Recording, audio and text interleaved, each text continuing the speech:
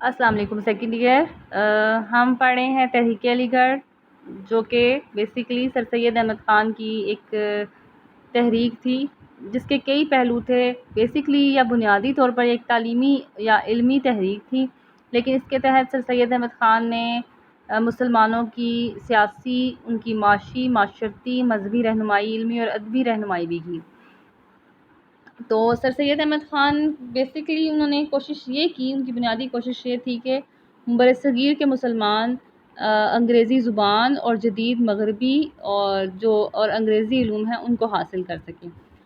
کل جیسے میں نے آپ کو تھوڑا سا بیک گراؤنڈ بتایا تھا کہ 1857 کی جنگ آزادی کی ناکامی کے بعد انگریزوں نے مسلمانوں کے ساتھ بہت برا سلوک کیا۔ سرکاری ملازمتوں میں ان کو بالکل کوئی حصہ ان کو نہیں دیا جاتا تھا۔ اس سے پہلے بھی انگریزوں نے کیونکہ حکومت مسلمانوں سے چھینی تھی، مسلمانوں کے ہی مختلف علاقے وہ چھینتے آئے تھے، تو مسلمانوں سے سے اچھی خاصی وہ نفرت کرتے تھے۔ دوسری طرف جو مسلمان قوم تھی وہ بھی انگریزوں کو پسند نہیں کرتی تھی۔ 1857 کی جنگ آزادی سے پہلے ہی برصغیر کے اچھے خاصے بڑے حصے پر انگریزوں نے قبضہ کر لیا تھا، اور اس قبضے کی وجہ سے مسلمانوں میں ان کے خلاف بہت نفرت پائی جاتی تھی۔ اس کے علاوہ جن علاقوں پر انہوں نے قبضہ کیا وہاں پر انہوں نے انگریزی ادارے اور انگریزی اسکولز کھولے تھے، جہاں پر انگریزی زبان اور جو جدید مغربی علوم تھے، سائنسی علوم تھے، وہ سکھائے جاتے تھے۔ تو مسلمانوں کے تعلیمی ادارے ویسے ہی تباہ ہو چکے تھے، اور کسی قسم جو مسلمانوں کے تعلیمی ادارے تھے، جو برصغیر کا تعلیمی نظام تھا، وہ بیسیکلی برصغیر کے عمرا، نواب اور بادشاہوں کی سرپرستی میں چلتا تھا۔ تعلیم لوگوں کے لیے فری ہوا کرتی تھی۔ جب وہی عمرا، نواب اور بادشاہ ہی نہیں رہے تو مسلمانوں کا تعلیمی نظام تو کافی ڈکلائن کا یا زوال کا شکار آلریڈی ہو چکا تھا۔ تو اس سچویشن میں مسلمانوں کے لیے بہت مشکل صورتحال تھی، اور وہ آلریڈی کیونکہ وہ انگریزوں کی وجہ سے بہت ساری مشکلات کا شکار تھے، ان کے سیاسی نظام بہت بری طرح تباہ ہو چکا تھا، تو وہ اس بات پر راضی نہیں تھے کہ وہ اپنے بچوں کو انگریزوں کے تعلیمی اداروں میں بھیجیں۔ اس لیے ان کو ساتھ یہ بھی ان کو ایک ڈر تھا کہ انگریزوں کے جو تعلیمی ادارے ہیں یا اسکولز ہیں، ان کے اندر جو بچے تعلیم حاصل کریں گے وہ اپنے مذہب کو بالکل بھول جائیں گے، وہ انگریزی زبان اور انگریزی جو علوم ہیں، جدید سائنسی علوم سیکھ کر مذہب کے خلاف ہو جائیں گے یا پھر کرسچنز ہو جائیں گے۔ اس لیے بھی مسلمان ان اداروں میں اپنے بچوں کو بھیجنے کے لیے بالکل تیار نہیں تھے۔ اور دوسری ریزن یہی تھی کہ انگریزوں سے بھی وہ نفرت کرتے تھے، وہ ایسے کسی اس میں نہیں چاہتے تھے، ایسے کسی ادارے میں کہ جہاں پر انگریز ہوں، جس کے سربراہ انگریز ہوں یا انگریزی علوم سکھائے جاتے ہیں، وہ اپنے بچوں کو بھیجیں۔ اس کے برعکس ہندو جو تھے انہوں نے بہت پہلے یہ بات محسوس کر لی تھی کہ آئندہ برصغیر کے حکمران انگریز ہوں گے۔ جب انگریزوں نے مختلف حیلوں بہانوں سے، مختلف سازشیں چل کے یہاں کے مقامی حکمرانوں کو، مسلمان جو حکمران تھے ان کو، ہندو راجاؤں کو شکست دینا شروع کی اور بہت سارے علاقوں پر قبضہ کر لیا، تو ہندوؤں کو یہ بات پتہ چل گئی کہ آئندہ جو حکومت ہوگی وہ یہاں پر انگریزوں کی ہوگی۔ اس لیے جہاں جہاں پر انگریزی ادارے یا انگریزی اسکولز قائم تھے وہاں پر ہندوؤں نے اپنے بچوں کو بھیجنا شروع کر دیا، اور ان کے بچوں نے تعلیم حاصل کرنا شروع کر دی۔ اس کا جو ایک فرق یہ رہا کہ جب تک 1857 کی جنگ آزادی تک تقریباً جو ہندو تھے وہ تقریباً 80-70% ایسے لوگ تھے، ایسے ان کے بچے تھے خاص طور پر جو ان کی نئی نسل تھی، وہ سب کے سب انگریزی سے واقف تھے، انگریزی علوم سے جانتے تھے، اور وہ انہی اداروں میں تعلیم حاصل کرتے تھے جو انگریزوں نے بنائے تھے۔ جبکہ دوسری طرف مسلمان نہیں حاصل کر سکے۔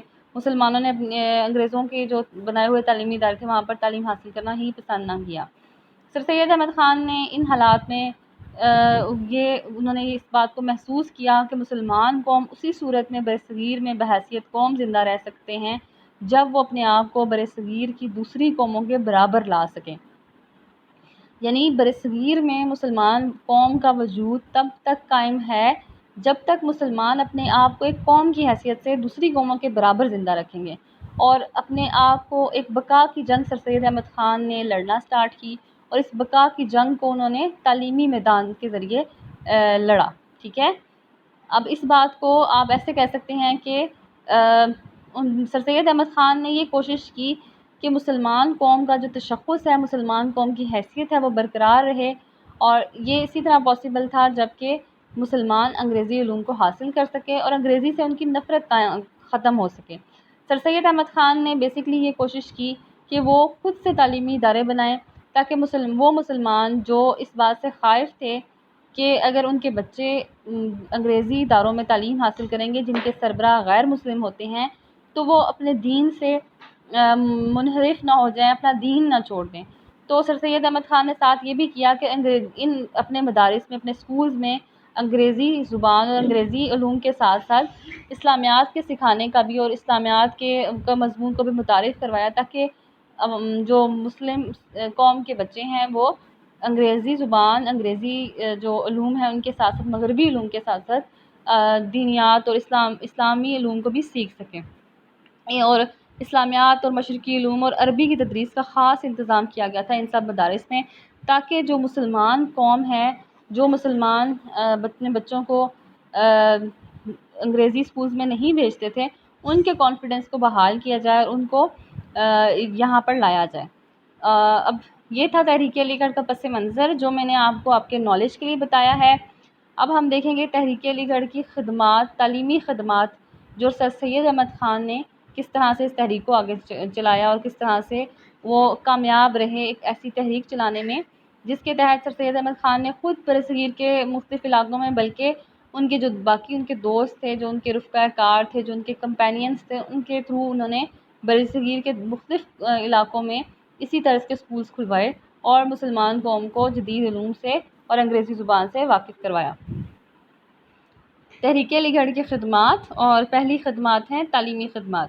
سر سید نے مسلمانوں کی تعلیم کی ضرورت پر بڑا زور دیا اور تلقین کی کہ جدید مغربی اور سائنسی تعلیم حاصل کر کے وہ جلد از جلد برصغیر کی دوسری اقوام کے برابر مقام حاصل کریں۔ یہ وہی چیز ہے جو میں آپ کو بتا چکی ہوں کہ مسلمان قوم دوسری قوموں سے بہت پیچھے تھے، خاص طور پر ہندوؤں سے، کیونکہ نہ تو وہ مغربی اور سائنسی علوم حاصل کرتے تھے اور نہ ہی انہیں انگریزی زبان آتی تھی۔